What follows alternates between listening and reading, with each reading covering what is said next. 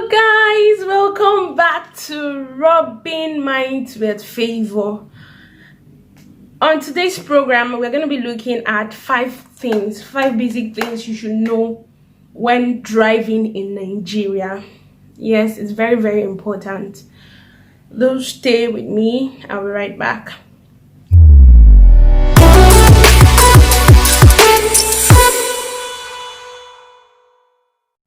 Yes, welcome back.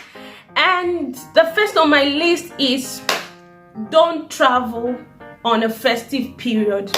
It's a no-no for me. Very urgent, you can travel, but why? The reason why I say don't travel on a festive period is, one, there will be a hike in price. That's if you're using public transit. There will be a hike in price, and you won't want that, especially when you've budgeted some money for your tea fare. Secondly, there might be go slow, or traffic. You might be stuck in traffic, and so many miscellaneous things. So you can travel a day or 2 days before the Christmas or the New Year or the Valentine or whatsoever day, but it's an advice from me to you. Please don't travel on festive period. Now, the second on my list is please know your route or use a Google map. You can, every Android phone now or iPhone basically comes with a Google map. So you can actually, Google where you're going to, where you're heading to. Please, the reason why I'm saying is because I remember I took Uber knowing that, okay, the Uber knows all the routes in Lagos. My sisters and brothers, I was misled that day because he took me around Lagos and I had to pay him his money. He's not going to say because you did not find your way, you would not now pay him. I had to pay him his money. So I was paid that day. I did not know the route, and I wasn't with my Android phone to look out the route on Google, because some of those people can be misleading. So it's good to know where you're heading to, or use a Google map. Now, also, why I'm asking you to know your route is because you need to know where you're going to. I remember one time I was taking a bus. I asked the conductor, innocently. I don't know why I believe people so much. I believe them to the fault. I was asking a conductor to please show me the way. I think I was going to VI. So this guy had told me to enter a bus heading to, where did he even ask me? Is it CMS? I can't really recall where. Well, it was not even close to where I was going to. He just did that because he wanted me to enter the bus that he's calling passengers for, if you understand what I'm trying to to say. So I felt so scammed that day because I was like, God, I trusted this guy. Another one, yes, I cannot forget this experience. I was going from Lagos to Ibadan. So I just nearly found out that there's a route from Aja. I stay at Aja. From Aja to Ibadan. Somebody said it's more cheaper and it's faster. More. That's another lie. I should have just followed my normal route. That was beggar. No, it's okay. Let me try out this route. From 2 on a normal day, if I had gone through beggar, I should have gotten to Aja I should have gotten to Ibadan. In about 3 to 4 hours max. But from 2, I spent 7 hours on the road. Ask me. I got to Abeokuta and I was traveling on a festive period.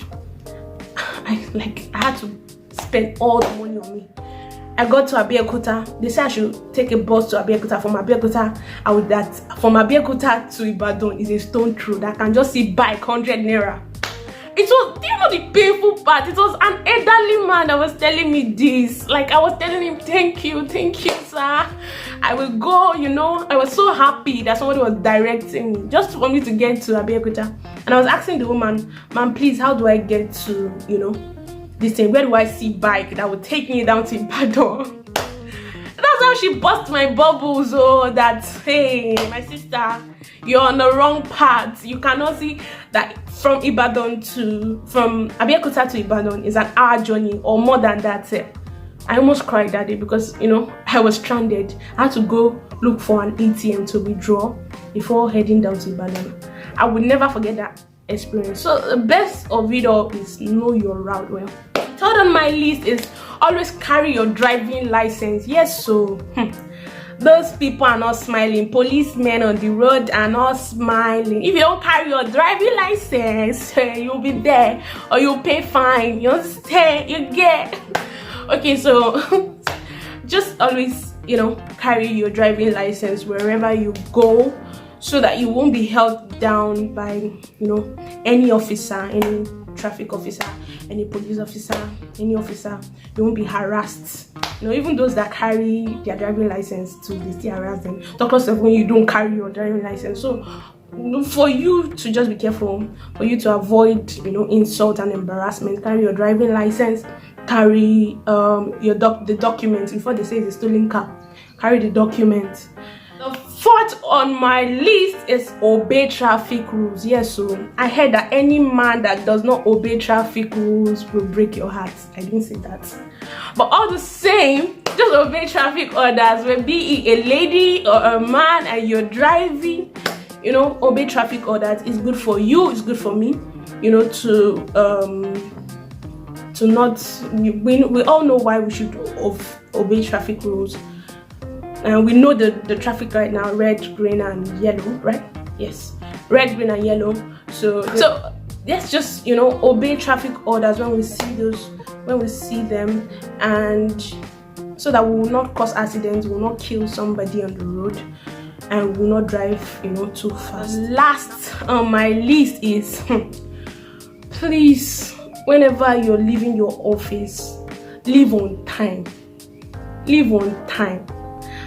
You can be in a traffic from 5 p.m. to 11 p.m. Go and ask those in Apapa Wharf how they are doing it.